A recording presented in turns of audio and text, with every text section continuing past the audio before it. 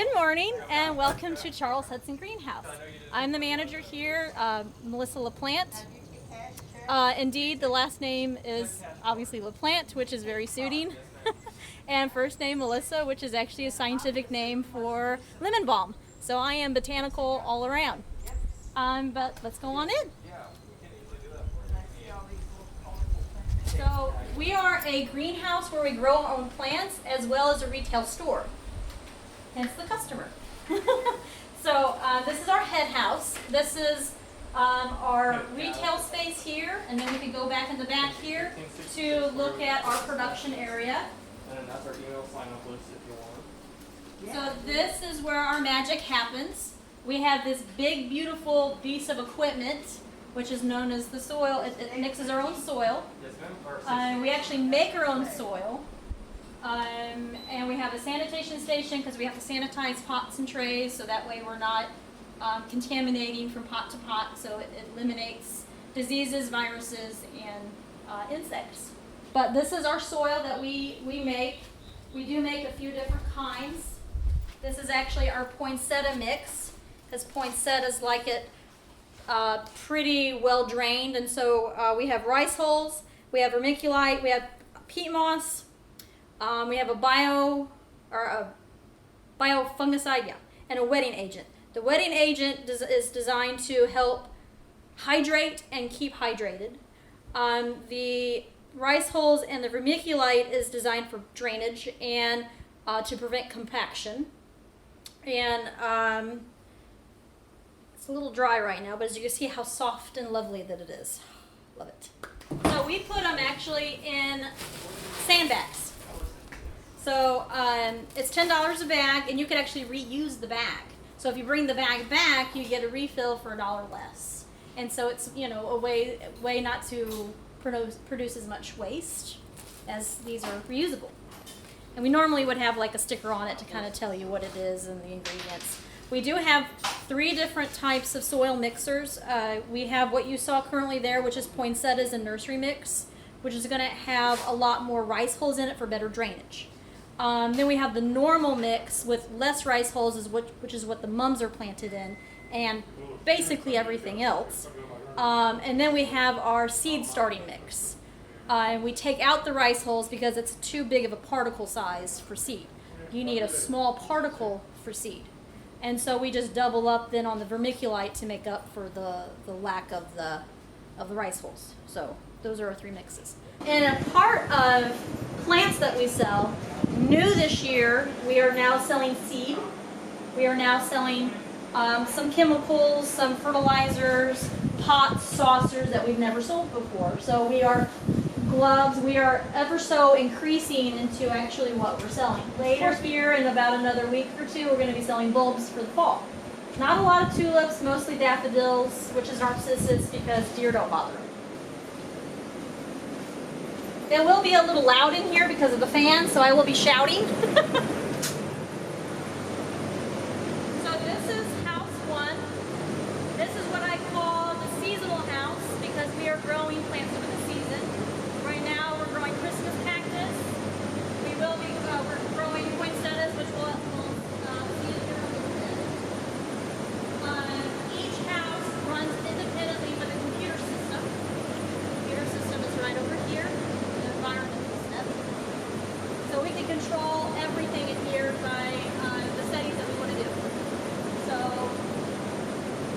each house is also about 4,000 square feet. So we have 12,000 square feet under glass. We are actually the largest student-run production greenhouse in the country. And it's not so much the size, it's actually what we do here. We are open all year. Most university greenhouses only have a sale once or twice a year, and that's it. But we're an actual store 24, 5 days a week. These are our poinsettias. They usually come as plugs in August, and they will be ready usually by Thanksgiving. We have fans, as you can see. Poinsettias don't like it hot, so we have to try to keep this house as cool as possible. We have our huge cooling system in the back there that water actually goes through. It's like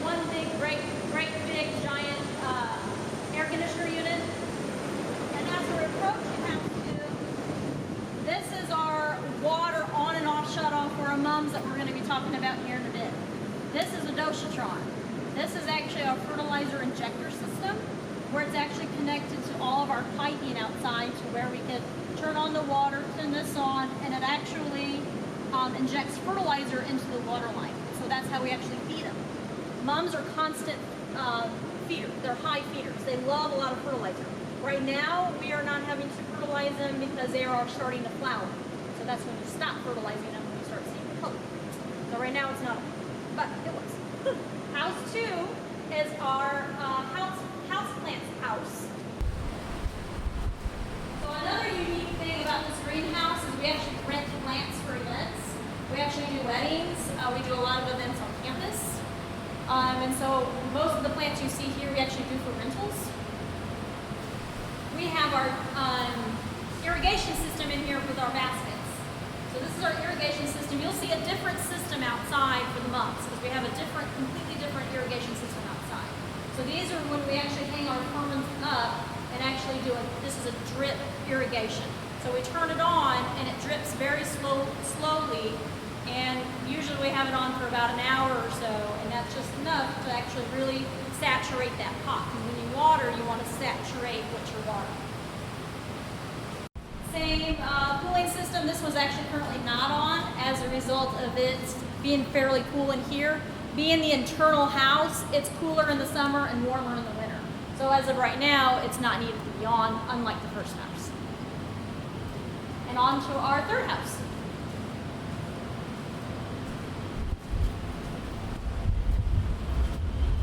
So this cooling system is indeed on. As you can see, actually, it's a darker color here. Then you have water kind of running out. It actually cycles through. This house is plants that are not for sale because this is what I call the production house or the research house. All of these plants in here are for plant ID purposes, collections, as well as mother plants like for propagation, etc. And now we're approaching, we have two collections in here. We have an orchid collection, which you can probably see some of our orchids flowering. We have a lot of different species, and hybrids. Our most unique collection are these tall tree-looking guys. These are Amorphophalluses. These are corpse flower. If you've ever heard of a corpse flower, when they flower, they smell like something died. They don't smell good. But they're very unique as far as some of them only flower once every 10 years. So you don't normally find them. We're actually probably one of the largest collection of them in the state of Missouri. We have 26 species.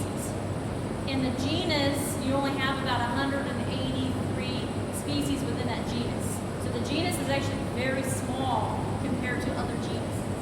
We have 26 of them. And the collection keeps on to grow. So there's not much to look at now. A lot of them are starting to go dormant right now because they're an actual form, which is a type of wool. And usually some of them will be flowering springtime is usually when a lot of these will flower. Some of them are still pretty little, so they haven't quite reached their flowering age yet because they have to be a certain age to actually start flowering. Each species will have its own unique flower, similar shape, and each species will have a different type of smell. Never good. So it's a very bad smell. But this is more of my obsession. I just think that these are just so fantastic. The flowers look very unworldly, like they just came out of Star Trek. They're just so interesting. Okay. So this is our mum trial area. We're now conducting two different trials. One trial for Syngenta, which is a great big global company that does a lot of breeding of mums and poinsettias. They also do a lot in the plant and soil science area, like with wheat and chemicals and such. They send us clippings or cuttings each year.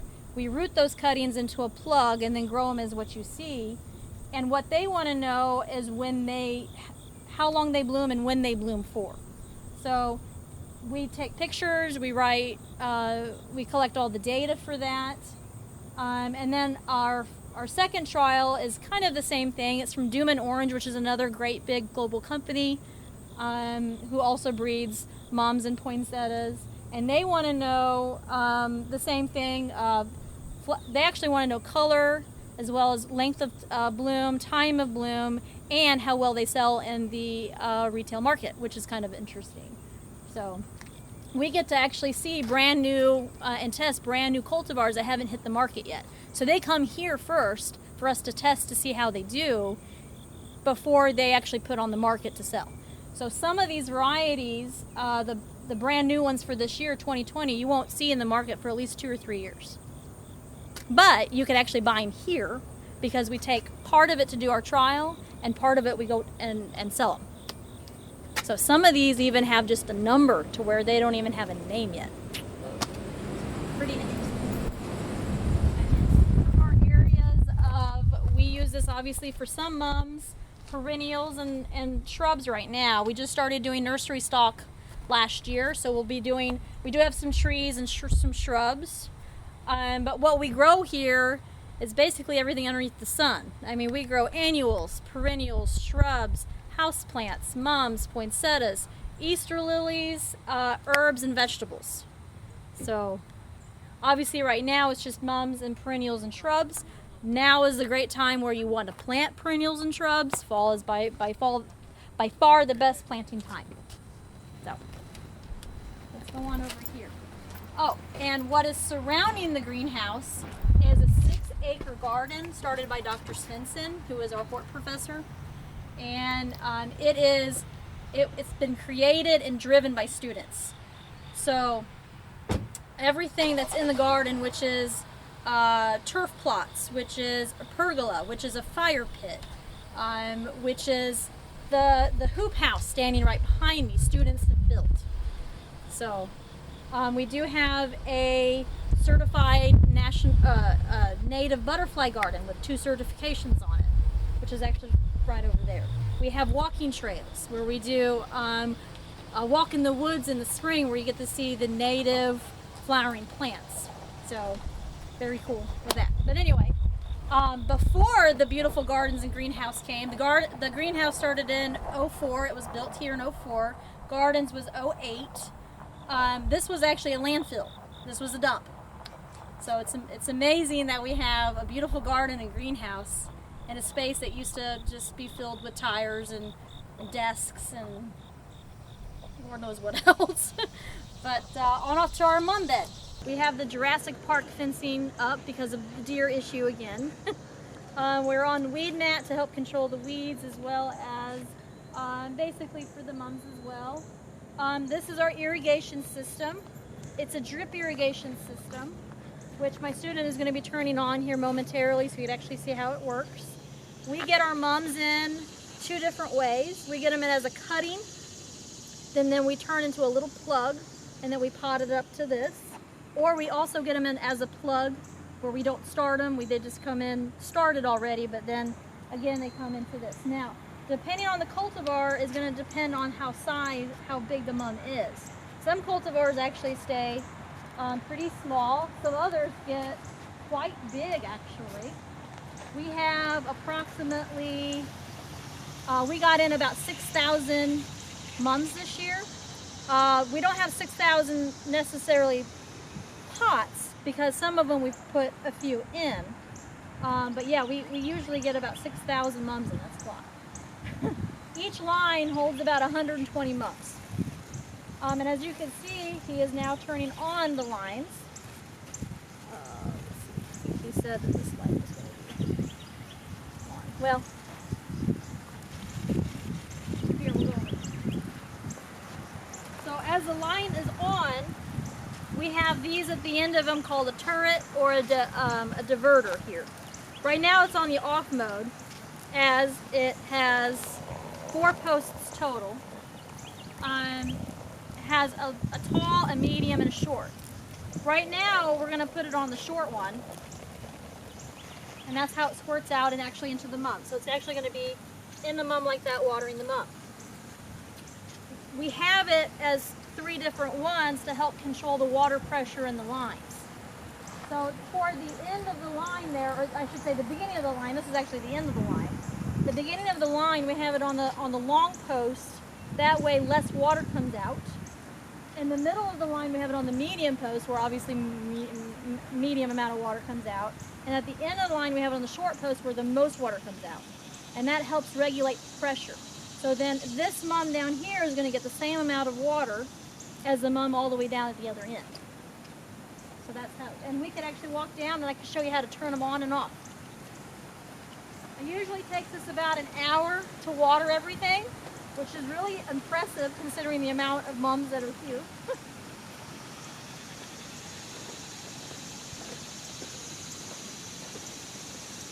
So these are our valves. Right now, this one is actually on. So we usually have about 4 on at a time because we have enough pressure. But in order to turn on the next 4, we have to turn on the next 4 first before turning off these 4. Otherwise, we'll have the pressure will get too great and we'll have blown lines. So you always have to continually monitor the pressure of the water. So we're going to turn on these. I've actually gotten used to using with my foot. It's easier than having to bend up and down. So I got 1, 2, 3, 4. There we go. And then I turn off the other 4. So that is how we water our mums here. The way we grow mums is the commercial production way of growing them. As I said before, we get them in May as a plug. And then they'll grow up to be the finished size here. We plant them as a little bitty plug into their already pot. We do 9-inch, so that's a 9-inch pot right there. And so we put a little bitty plug like this in the pot. It's just amazing how big they get in a short amount of time. Mums actually started in China. I think it was the 17th century BC, so it was actually even before Christ. It didn't actually come into the Western world until the 18th century AD. So Western world didn't even know these existed until that time.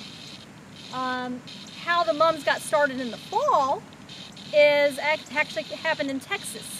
So in Texas, they would have mums that would actually flower for homecoming, which was always in the fall.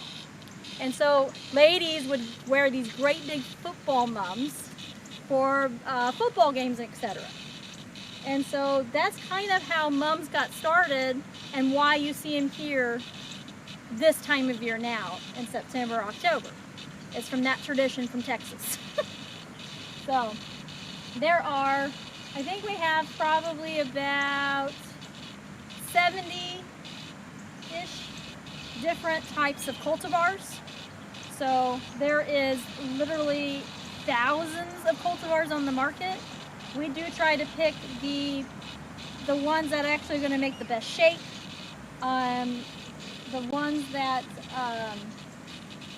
will have less problems as far as disease and insects goes. Right now I'm standing in the late season. Late season mums are actually going to be flowering usually late September, early October through October. Mums generally flower about 4 weeks or so, depending on the weather. If we get a lot of rain, water greatly affects the flowers. And so that is why, as you can see, why we have the irrigation system set up the way we have, because it's watering the actual root system of the mum and not on top of the mum. And so when you get your mum home, never water on top. Always water underneath. And then that way you could actually save your flowers for a longer period of time. Unless, again, if we get a lot of rain. Can't control that. The ones that are just now starting to flower are mid-seasons. Mid-seasons are going to be anywhere from mid-September into early October when they start blooming. As you can see, when they start looking like this, they are they're cracking color is what the term they use, cracking color. When they start cracking color like this is when we stop fertilizing them. So when they're at this stage, and that's all of them. So when they're at this stage, we fertilize them every single day. And we water them every single day. Mums tend to get very, they grow real fast, the roots grow real fast. They have a very shallow root system. That's why the pots they're in is more squatty, is more short and wide because of the root system. And when you do get them home, you will either need to take them out of the pot and put them in a bigger pot or in the ground. And you could keep them in the pot they are, it's just they're gonna need to be watered every single day.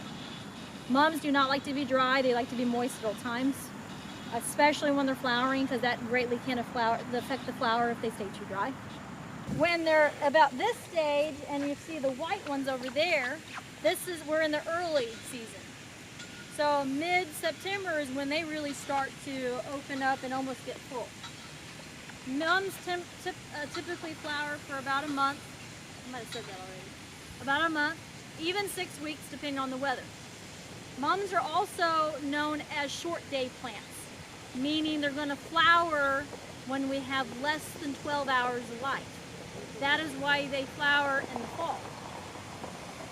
Now, I have seen mums flower late spring and summer before, so I'm not sure about those guys. I think those guys are just really confused.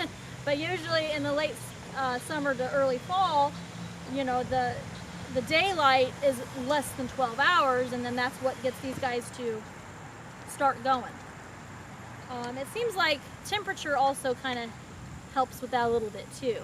Last year the mums, well, let me back up. This year the mums are right on schedule. Last year the mums started flowering a month before they were supposed to, because we had cool weather in July. So I do think temperature does play a big part on also how they bloom as well. Mums have about 12 flower types. Normally in the market like this, you only find usually about 3, 4 if you're lucky. There is the normal decorative one, which is your basic normal mum type flower. They have your daisy, which you can actually see the center.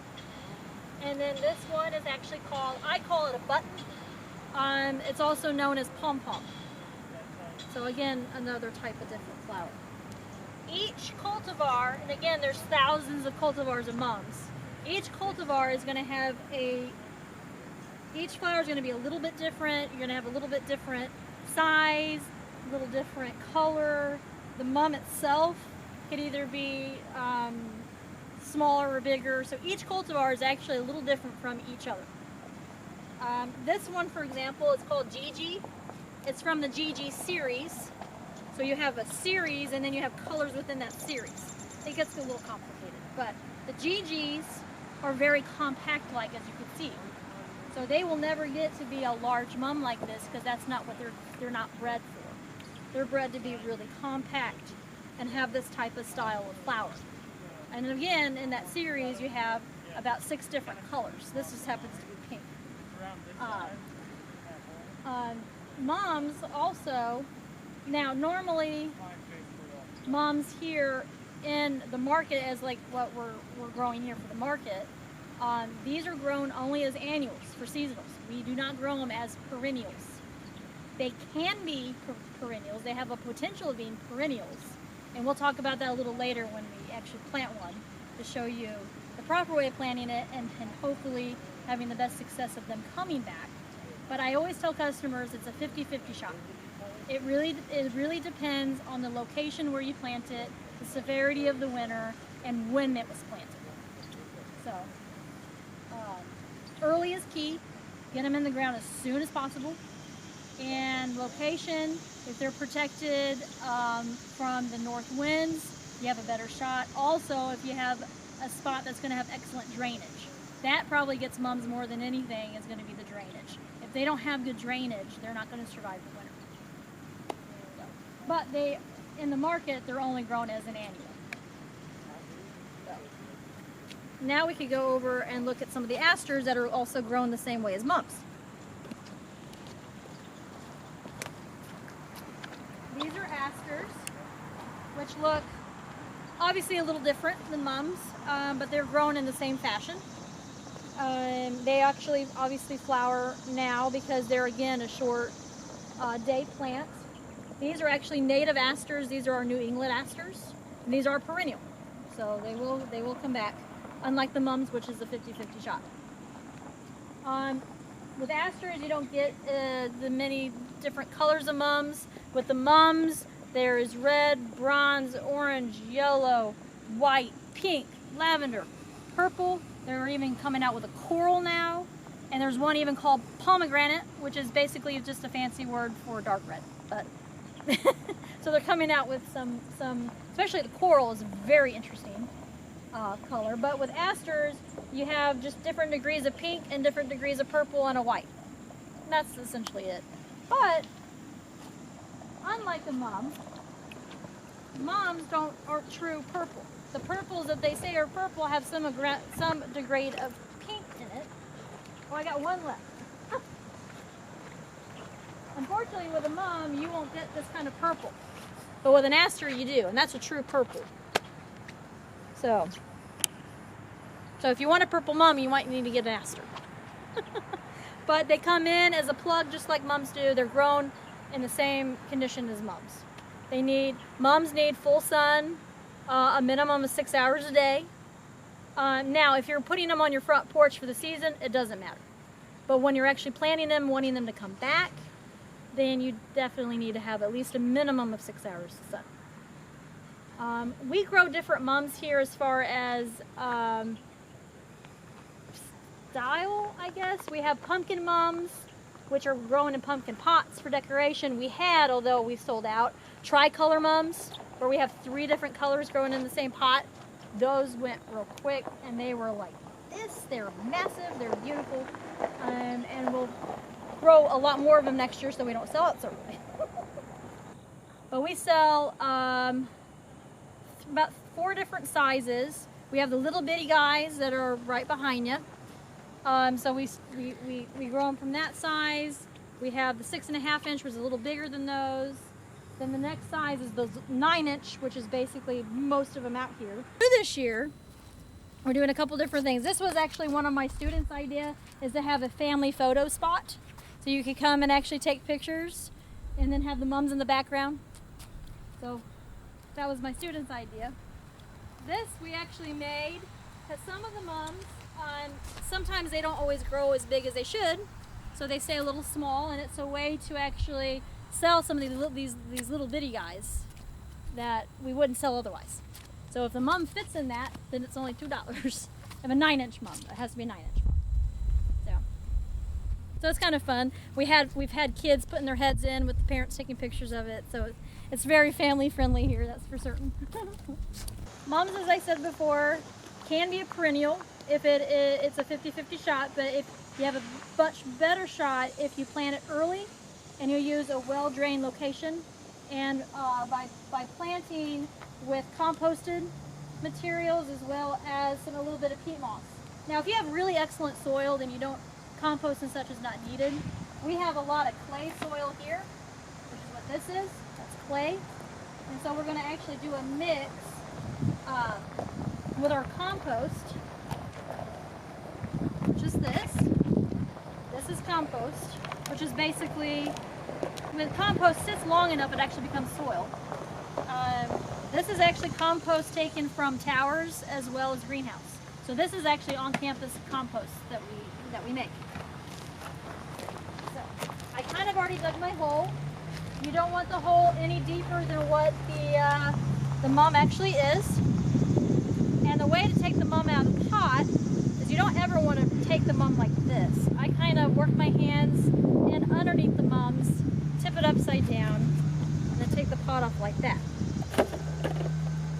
Okay, so when you want to plant, I'm going to set it down. You want to make sure that you loosen all the root systems with a knife. Or you can do, if it is loose enough, you can use your hands. But a lot of your mums are going to be really root bound. And so then a knife is going to be required to kind of pull it in there and then pull what I call fluff the roots. I'm going to fluff to make sure all the roots are growing in the same, or in different directions. You don't want to have the roots growing in the same condition as they were in the pot, because they don't ever then spread out. They will continue growing in the same fashion they was in the pot. Therefore, then your the roots will never grow, your plant will never grow. It just is better doing it this way. So I have my hole, I have the soil I took out of the hole, Luckily, this area is actually quite rocky for some reason, so drainage should not be an issue here because it is more rocky than normal. This is actually our potting mix here, which is going to be, again, a lot of peat moss, rice hulls, etc. for better drainage. We're going to add a little bit of that into it. And then we're going to add a little bit of our compost to it.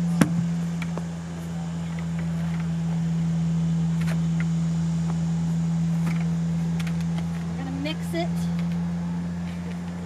to where you just have a nice kind of even amount of mix.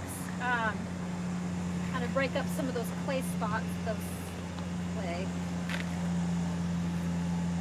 But plant it as early as possible. If you wait till the end of the season when you're done with them on their front porch, and it's October, November, they won't make it. You need to get them in the ground as soon as possible.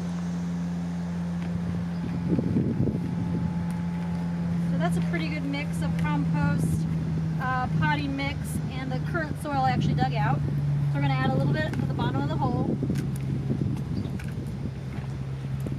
I might have made this hole a little bit too deep. Let's see here. Oh, that's fine. You want the top of the root system to be the same level or sticking up above the level of the soil. And then we're going to take our mix and we're going to just put it around the mum.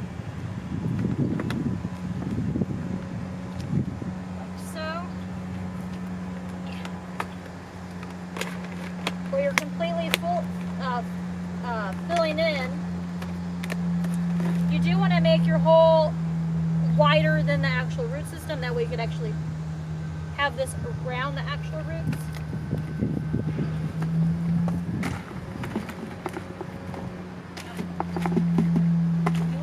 You'll probably use a lot of soil. Back it down.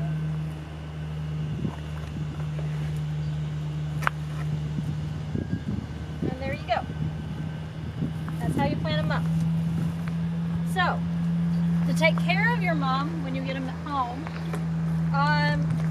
as I said before, if you keep them in the current pot they're going to need to be watered every day. If you plant them, it might be once every other day or once every 2 days. I would probably water them at least 2 to 3 times a week. But when you do water them very thoroughly. Sometimes the best way of watering is a drip irrigation system, or you can take your hose, put it on a drip, and then just leave it sit overnight if you wanted to, where it drips very slowly. That's actually the best way to water anything in the ground, honestly. You could put your mulch around it or your rock or whatever you want to do. When you do water it, of course, try to water underneath, not on top, because you want to try to keep the flowers looking as good as possible, as long as possible. And then when winter comes, when frost comes, it'll have your mum kind of die back. Leave the top alone. Don't mess with it. By removing the mum, you are exposing the crown of the plant to the elements. Water can get into the crown of the plant and then freeze the plant and damage the plant. So don't clear off your plant until beginning of spring, and then you could clear it out. You know, because it'll die back, meaning it will turn all brown. Perennials die from back to the ground, where the roots still stay alive and then come back every year. But everything above the ground is dead. So you don't want to remove that for winter. You want to leave it sit. And then you could even put more mulch around it for winter as well. So fertilizer is not needed this time of year. You can fertilize your mum at the beginning of spring once it starts coming out. You can do a little bit of fertilizing. Pinching mum is not required. You can pinch your mum to make it stay a nice shape like this. If you don't pinch your mum, a lot of your mums can get real big and kind of get a little leggy. And you could do a pinch a few times before 4th of July. 4th of July is usually the time to stop pinching. And then that way it'll actually get them to flower when they're supposed to flower in the fall. I think that's all I got for mums. Okay? Thank you all for joining me here at the greenhouse and let me talk about mums. I enjoyed myself. I hope you enjoyed yourself. So have a good day. Thanks.